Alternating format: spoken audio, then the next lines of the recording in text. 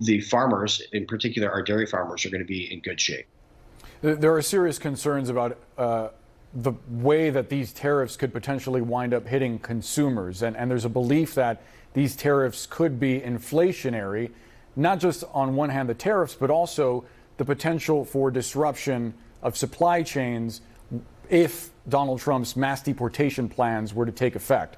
There are estimates from the USDA that show nearly half of all agricultural workers in this country are undocumented, including, by at least one count, a majority of dairy workers.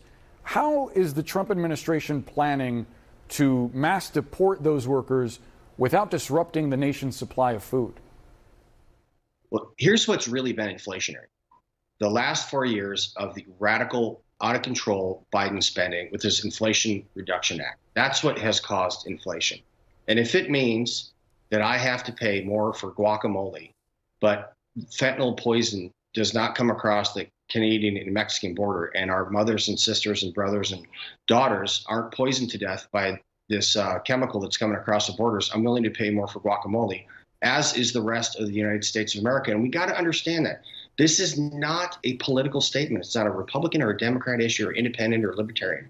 We're sick and tired of our children and our neighbors dying from fentanyl poisoning. There's not a single person listening to this show right now that is farther than 1 degree separated from someone that has died from fentanyl poisoning. And that's exactly what President Trump is getting to with these tariffs.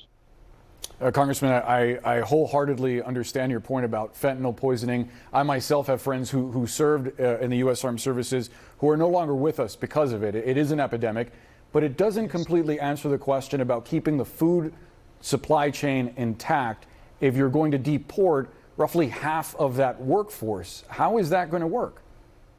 Let's remember, for the first time in the longest time, we are a net importer of foods. So under Biden's war on agriculture, which is what it's been from the war on energy, because the input costs are what's incredibly important. That goes from fuel to seed to nutrients.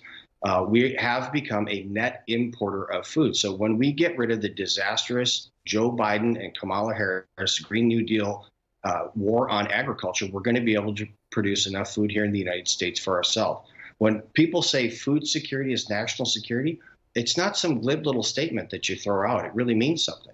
If you're incapable as a nation of providing food for your own country, you are by definition beholden on other nations. And I'm not concerned that we're going to not be able to produce enough food here in the United States. I just simply am not. We have an E-Verify system that is marginally at best functioning, but we'll make sure that we have the folks that are here legally and lawfully here to make sure that we can produce our food. Congressman Derek Van Orden, we have to leave the conversation there. I can hear some company in the background, so we'll let you enjoy your Thanksgiving.